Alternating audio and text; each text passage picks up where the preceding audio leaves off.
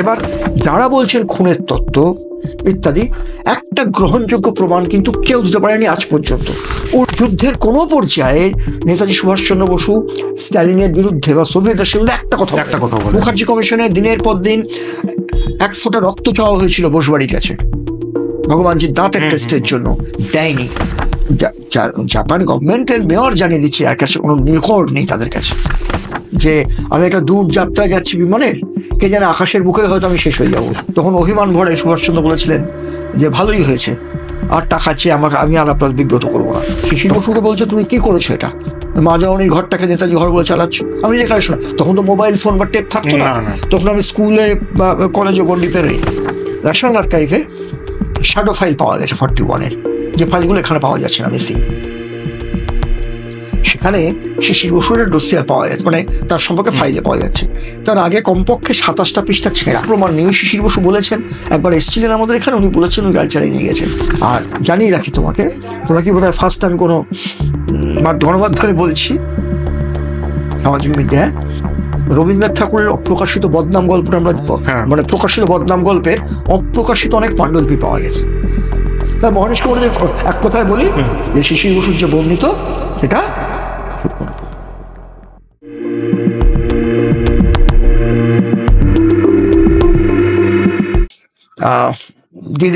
দিলেন তোমার স্বরাষ্ট্রমন্ত্রী। তিনি 5 লাইনের মধ্যে বললেন, না এটা অসম্পূর্ণ রিপোর্ট, মুখার্জি কমিশন রিপোর্ট আমরা গ্রহণ করছি না, আমরা খোসলা কমিশন এবং শাহনাজ রিপোর্টটাকে নিচ্ছি। ভাবো, যেটা একটা সরকারের তৈরি কমিশন, তারা বলছে এয়ার ক্র্যাশ হয়নি, অসম্পূর্ণ কমিশন। ব্যস্ত, অসম্পূর্ণ কমিশন হতেই পারে, সম্পূর্ণ করার দায়িত্ব সরকারের, করা হলো না। জোর করে গাজওয়ারি করে নেতাজি বিতর্ক আটকে দেওয়া হয়েছিল। পাপ তো কম হয়নি নেতাজির প্রতি। এবার আমরা যে প্রসঙ্গে চলে আসি, এটা বললে যে এয়ার ক্র্যাশের ঘটনাটা মিথ্যে প্রমাণ হয়েছে নানাভাবে, এবং এটা ওরা জেনে গেছে, সবাই জেনে গেছে। এবং যারা জানেনি তোরা দূর থেকে, লন্ডন থেকে একজন ভদ্রলোক সাংবাদিক বোসবাড়ির সঙ্গে যুক্ত, তিনি হঠাৎ বললেন ওয়েবসাইট বার করেছেন, ফাইল বেরোচ্ছে নেতাজি ফাইল। আমরা তো উৎসুক হয়ে বসে থাকলাম যে বোস ফাইল বেরোবার কথা ছিল লন্ডন থেকে, যে 99 সালের আগে বেরোবে না, তারপরে বাড়ি 21 সালের আগে বেরোবে না, সেটা ফাইল বেরিয়েছে বোধ হয়। দেখলাম কি না পুরোনো ফাইল ব্রিটিশে, সেইগুলোকে আপলোড করা হচ্ছে, কিন্তু বিশাল মিডিয়া কাভারেজ পেল সেই মিথ্যেগুলো মানুষের কাছে। এটাই আশ্চর্যের বিষয়।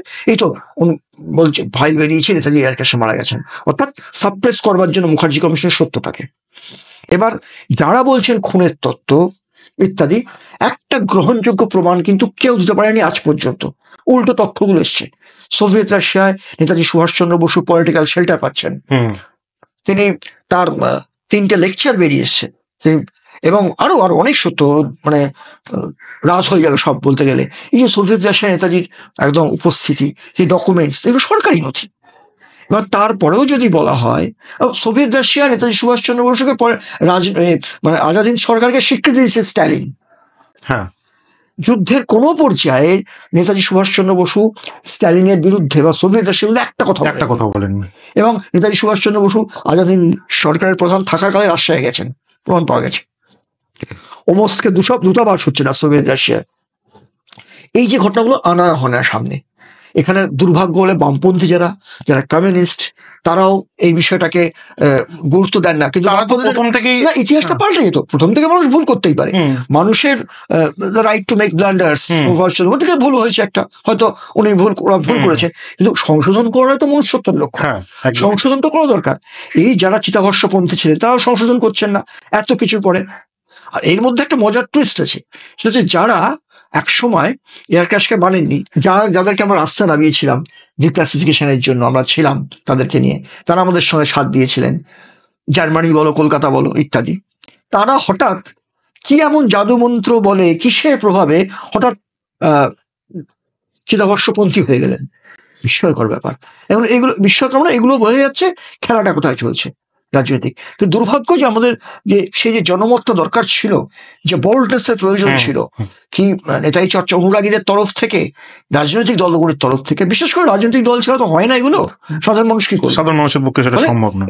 এই জায়গাটা আমাদের দেখা দরকার যে ওই নেতাজি খুনের তত্ত্ব ইত্যাদি তত্ত্ব যারা বলছেন বা যারা বলেছেন বা বলে আসছেন, চেষ্টা করছেন, তার তথ্য দিয়ে প্রমাণ দিক। তার মুখার্জি কমিশনের সময় সব হাইবারনেশনে চলে গেছিল, সব শীত ঘুমেছিলেন। মুখার্জি কমিশনে দিনের পর দিন 1 ফোঁটা রক্ত চাওয়া হয়েছিল বোসবাড়ির কাছে ভগবানজির দাঁতের টেস্টের জন্য, দেয়নি। তখন রিপোর্ট করেছিলাম, ঘরে বাইরে চাপের মুখে মুখার্জি কমিশন, আমার সংবাদপত্র আমি করেছিলাম, আলিপুর বার্তায় আমি করেছিলাম, সেটা সার্কুলেট করা হয়েছিল ওখানে, যে মুখার্জি কমিশন কেউ রক্ত দিতে রাজি হচ্ছে না। ভাবো, যিনি রক্তের আহ্বান, তোমরা আমাকে রক্ত দাও, আমি তোমাদের স্বাধীনতা দেবো, তার একটা মানে ফরেন্সিক টেস্টের ব্যাপারে দিতে চাইনি। অনেক পরে কেউ কেউ দিয়েছিলেন। আর আজকে যারা বিভিন্ন ভবন টবনের দায়িত্বে নিয়ে রেখেছেন দাবিদার পরিবারের, তারা সেই সময় নিশ্চুপ ছিলেন। পরবর্তীকালে তারা কমিশনে হাজির হননি দিনের পর দিন, বলছেন আমি এখন বিদেশে আছি, হার্ভার্ডে আছি, আমার এখান থেকে রক্ত নিয়ে যেতে পারেন স্যাম্পল, আমি গেলে দেশে ফিরে দেবো। এগুলো কতখানি অসহায় ছিলেন চেয়ারম্যান মনোজ মুখোপাধ্যায়, দেখেছি। তারা বলেছেন, আলোচনার সময় বলেছেন যে তারা বলছেন আমাদের এখান থেকে এমনি মনোজ মুখার্জি নিজে 1 টাকা মাত্র, এবং উনি চাননি অযথা সরকারের খরচা করতে। আর ওই 6 মাস পরে মেয়াদ বৃদ্ধি হতো, ভিয়েতনামে যাওয়া হলো, অনেক জায়গায় যেতে পারেনি কমিশন, অনেক কনস্ট্রেন্টস ছিল অনেক জায়গায়। কিন্তু ঘটনা হচ্ছে আজকে যারা বলছেন মানুষকে বিভ্রান্ত করছেন, যে কোনো রাজনৈতিক ভিত্তিতে ভূমির উপর দাঁড়িয়ে মানুষকে তো বিভ্রান্ত করছেন, দেশবাসীকে। এবং এখন হয়ে গেছে নেতাজি সত্য কথা বললে হবে, পিছনে কোনো মতলব আছে। দুর্ভাগ্য এটা আমার। তার মানে এইটাই উঠে আসছে যে মানে স্বাধীনতার আগে বলুন বা পরে বলুন, রাজনৈতিক দলেরা তাদের নিজের স্বার্থসিদ্ধির খানিকটা উদ্দেশ্য হলেও নেতাজিকে অনেক জায়গায় ব্যবহার করা হয়েছে।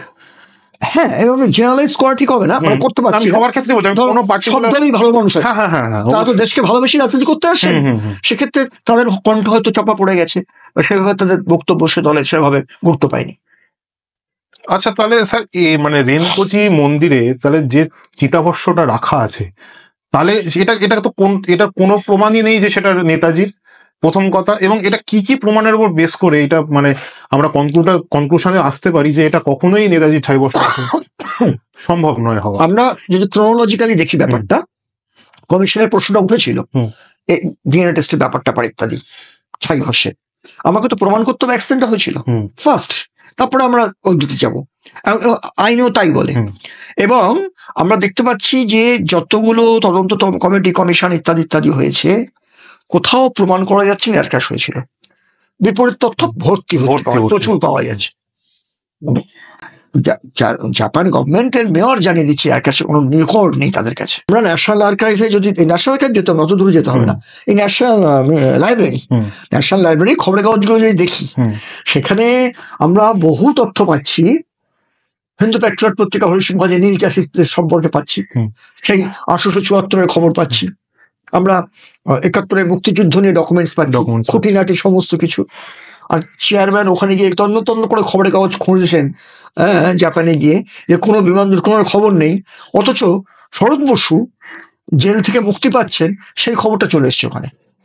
শরৎ বোস কে না, সুভাষচন্দ্র বসুর দাদা, সে খবরটা ওখানে ছাপা হয়েছে, লাইব্রেরিতে পাওয়া যাচ্ছে কাগজে।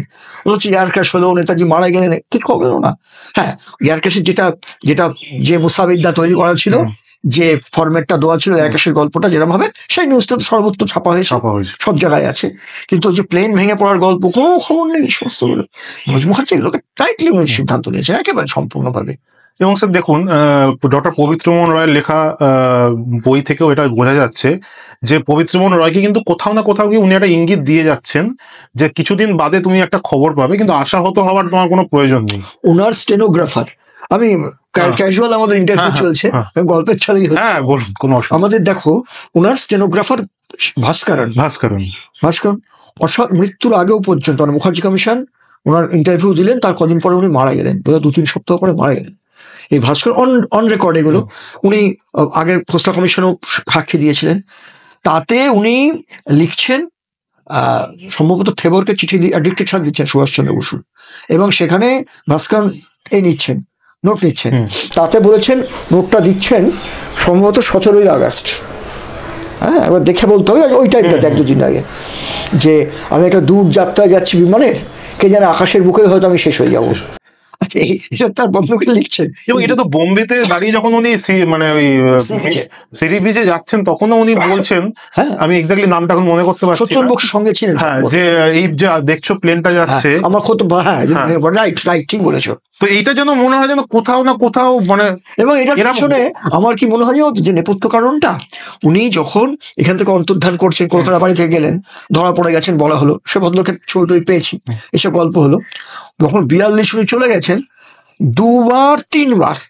তিনবার নেতাজি এয়ার ক্র্যাশে মারা গেছেন ঘটনা করা হয়েছিল। 42 সালে যখন বলা হলো মার্চে এয়ার ক্র্যাশে সুভাষচন্দ্র বসু মারা গেছেন 42-তে, গান্ধীজি তড়িঘড়ি করে তার মাকে কন্ডোলেন্স পাঠালেন, প্রভাবতী দেবীকে। হ্যাঁ, পরবর্তীকালে মিথ্যা হলো ঘটনাটা। ফলে নেতাজি কিন্তু ব্রিটিশের চালেই ধাক্কা দিয়েছেন ওনাদেরকে। 3বার তারা রটার ছেড়ে নেতাজি এয়ার ক্র্যাশে মারা গেছেন। নেতাজি সেই স্ট্র্যাটেজি নিয়ে আর অবিশ্বাস্য রইল না, এয়ার ক্র্যাশে মারা গেছে।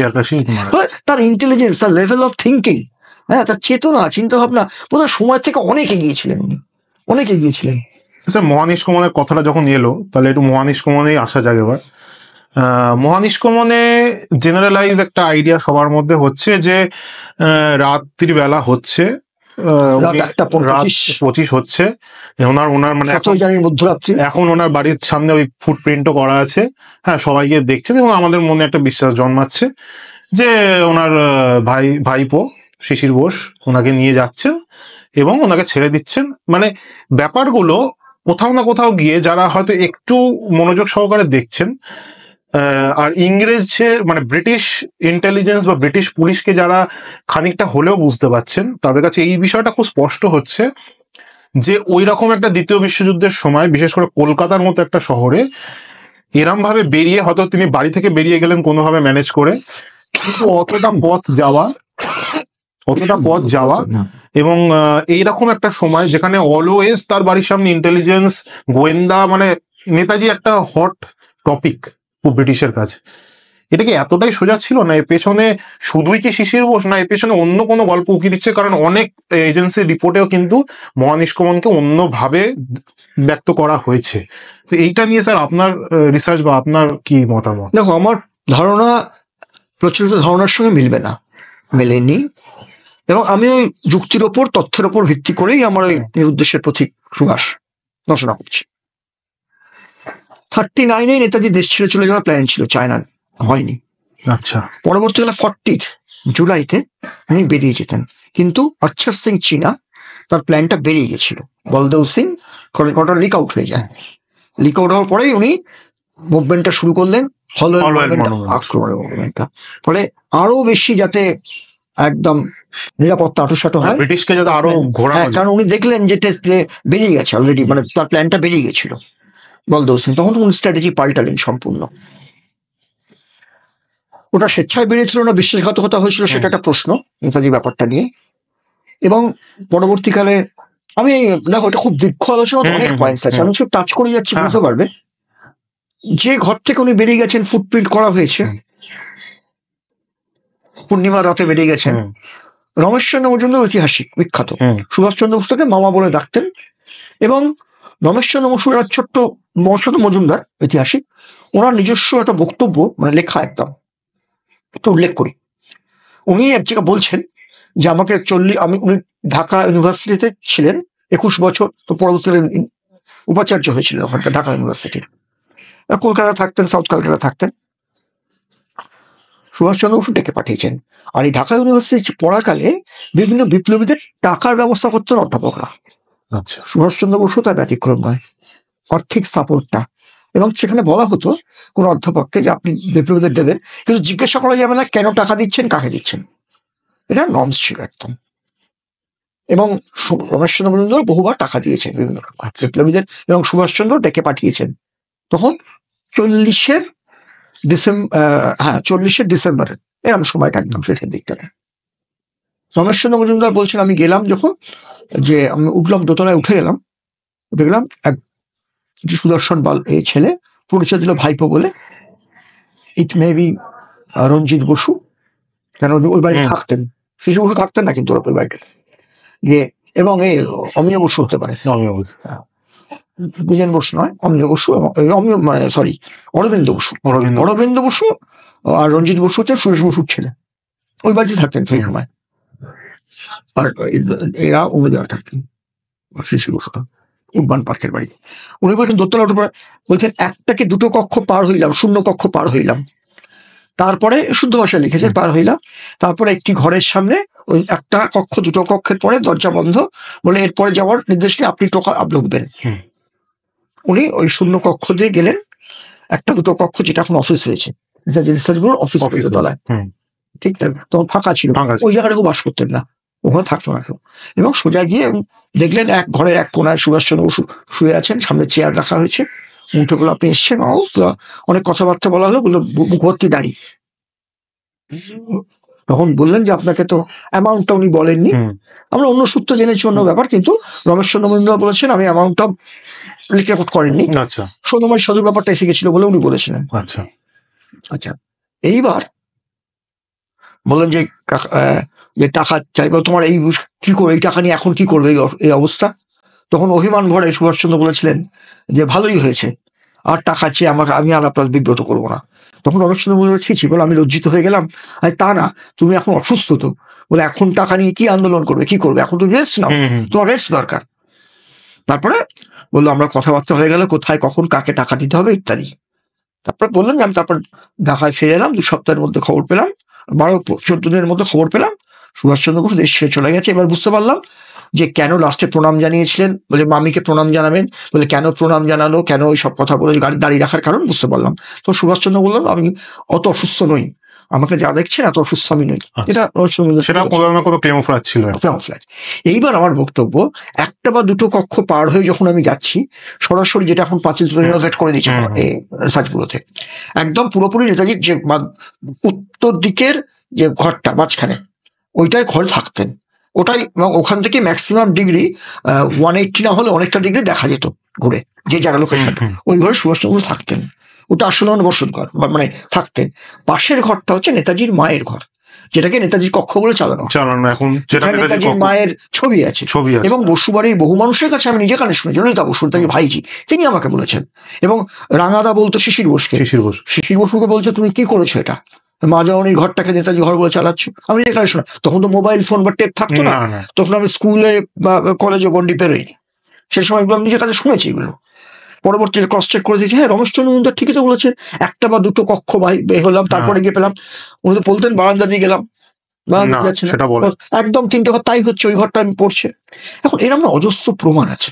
এবার মহানিশ কুমারের কথাটা বলি, মহানিশ কুমারের যে শিশির বসুর যে গল্পটা দীর্ঘ 25-30 বছর পরে উনি বললেন, ওনার বাড়িতে ভগবতরাম তলোয়ারকে নিয়ে আসা হয়েছিল, ওই বইতেও একসঙ্গে লেখা, ট্যালি করে লেখা, যেটা হয়ে গেছিল তোমার উত্তমচাঁদ মালহোত্রা যখন ওই 46-এ হঠাৎ বিভিন্ন কাগজে লিখলেন, যার বাড়িতে ছিলেন সুভাষচন্দ্র বসু এই ব্যাপারগুলো, ওইটা প্রকাশ্যে আসার পরে হইচই পড়ে গেল। তখন উনি কিন্তু কোথাও ওই শিশির বসুর নাম নেই ওই এর গল্পে, কেন দেশ ছেড়েছেন, ওখানে 15 তারিখে ঘর ছেড়েছেন বলছেন, 17 তারিখ না, উত্তমচাঁদ বলছেন 15 জানুয়ারি 41-এ বেরিয়েছেন। ঠিক ওই সময়ই হঠাৎ শিশির বসুর দাদা অমেয় বসু, বোধহয় জুলাই মাসে সম্ভবত, হ্যাঁ 8 আর 9, হ্যাঁ দুটো বললেন, নিউজকে বললেন যে না না এটা তো শিশির বসু চালিয়ে নিয়ে গেছে গাড়ি, এবার হালকা কখন কোথায় কিচ্ছু ডিটেলস নেই, যে সম্ভবত শিশির বসু চালিয়ে নিয়ে গেছেন, মানে এটা মহানিশ কুমারের কাকাকে নিয়ে গেছেন, এটা একটা অন্য অঙ্ক ছিল, পারিবারিক অঙ্ক। তারপরে একটু শব্দটি নেই, এটা ভাসিয়ে দেওয়ার পরে কোথাও কোনো তথ্য নেই। ন্যাশনাল আর্কাইভে শ্যাডো ফাইল পাওয়া গেছে 41-এর, যে ফাইলগুলো এখানে পাওয়া যাচ্ছে না, মিসিং।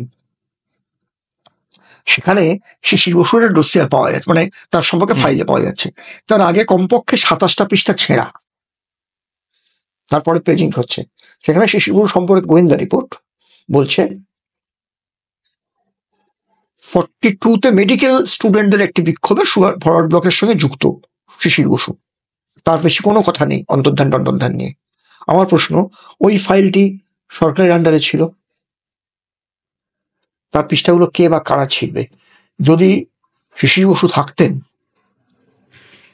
মহানিশ কুমার, সরিয়ে দেওয়ার কোনো প্রশ্ন নিত না। যদি কোনো উল্টো ব্যাপার থাকতো, যদি অ্যাপ্রুভাল হতেন, ব্রিটিশের কোনো থাকতেন, তাহলে একমাত্র ছেড়ে দেওয়ার ব্যাপার থাকতে পারতো, অথবা ওই পৃষ্ঠাগুলো কেউ সচেতনভাবে এমন কিছু ব্যাপার ছিল হয়তো যা রাখা সম্ভব না আগামী দিনের জন্য, ছিঁড়ে নেওয়া হয়েছে। এখন এই প্রশ্ন তুললে বলবে কনস্পিরেসি করছি আমরা, এগুলো তো আমরা ইতিহাসের দৃষ্টিতে দেখছি। আমার তো কারোর প্রতি, বসবাড়ির প্রতি কোনো ইন্টেলিজেন্স ফাইল কে ডিস্ট্রয় একমাত্র কারা করতে পারে, তুমি আমি পারবো না। যেখানে যারা সেই ডিপার্টমেন্টের দায়িত্বে ছিলেন, হ্যাঁ একজন এমপিও ছিলেন বসবাড়িরই দায়িত্বে ছিলেন, এক্সটার্নাল ফাইলপত্রের দায়িত্বে এক সময় ছিলেন, তিনি এমপি হয়েছিলেন, শিশির বসুর স্ত্রী। হ্যাঁ, এটা এখন আমি বলছি তারা করেছেন, কখনো কাউকে আমি দোষারোপ করছি না, কিন্তু আমরা খোলা চোখে কি দেখতে পাচ্ছি। আমি রিসার্চ করতে গেছি, ফাইল পেলাম, কৌতূহলবশ দেখবো কি কি আছে, দেখলাম পাতাগুলো ছেঁড়া, পেজিং করা থাকে, নেই। এবার সেখানে কোথাও দেখলাম না যে শিশির বসু গাড়ি চালিয়ে নিয়ে গেছে বলে তাকে অ্যারেস্ট করা হয়েছে। এই আমরা কি করে কনক্লুশন টানবো? আমি অ্যাজ এ হিস্টোরিয়ান, আমি আমার নেতাজি প্রীতি, নেতাজি ভালোবাসা সরিয়ে রাখছি দূরে। আমি যদি একজন ব্যক্তি হিসেবে আমি গবেষণা করতে গিয়ে দেখি, আমাকে তো প্রমাণ করতে হবে, তথ্য প্রমাণ দিয়ে। এবং যেখানে টোটেনহামের একটা নাম লেখা একটা বলছেন অ্যারেস্ট ওয়ারেন্ট, সেখানে কোথাও সই নেই। ওনার ঘরে থেকে এরম ভাবে ঘরে থাকছেন শিশির বসু, আবার দেখা যাচ্ছেন উনি কলেজ করছেন, ঘরেতে কলেজ করা, যা কলেজ করতে যাওয়া, বাড়িতে আসা, কেরাম অ্যারেস্ট আমার জানা। এবং সেই সময় ওনার যেটা আমার শোনা যে অ্যাটেন্ডেন্সও ওনার দিয়ে দেওয়া হলো, দেওয়া হচ্ছে, এটা তো আমরা জানি। সেই পেছনে আবার উনি একটা গল্প শোনাচ্ছেন যে তার পরিচিতির কারণে সব ভালো রকমের রিসার্চ ওয়ার্ক করে এসছো। এইবার সবচেয়ে বড় কথা, এত যে ধরো বিপ্লবীরা জেলে বন্দী ছিলেন, কারোর নাম ব্রিটিশরা চেঞ্জ করেনি। ওনার নাম বলছেন, আমি যখন ছিলাম আমার নামটা সানসার চাঁদ করে দিই, সানসার চাঁদ। কেন? অর্থাৎ প্রমাণ করা যাবে না, কোন নথি থেকে সানসার চাঁদকে আমরা ডকুমেন্ট খুঁজে পাইনি। যে বিপ্লবীরা নিজেদের স্বেচ্ছায় নাম উল্টো কথা বলেছেন, যেমন বিশ্বজিৎ দত্ত বলেছেন নাম রাধিকা দত্ত দিয়েছেন, আমরা ডকুমেন্টে রাধিকা দত্ত পাচ্ছি বিপ্লবী দেখাচ্ছে, তার বিশ্বজিৎ দত্ত ওই রাধিকা দত্ত নাম দিয়েছে। এরকম যারা স্বেচ্ছায় নাম চেঞ্জ করেছে আলাদা ব্যাপার। কিন্তু এই যে ধারাবাহিক প্রচুর, এবং এখানে একটা পারিবারিক রসায়ন আছে। তবে ওইটা শরৎ বসু ফ্যামিলি, তবে গীতা বিশ্বাস, গীতা বসু কিন্তু সব কিছু কথা বলেননি, মানে উনি মারা গেছেন, ওনার সঙ্গে আমার কথা হয়েছিল অনেকগুলো ব্যাপার নিয়ে, এক সময় ভিডিও রেকর্ডিংও ছিল। উনি কিন্তু এই এন্ডোর্স করেননি ব্যাপারগুলো, এইসব গাড়ি চালিয়ে নেওয়ার ব্যাপার।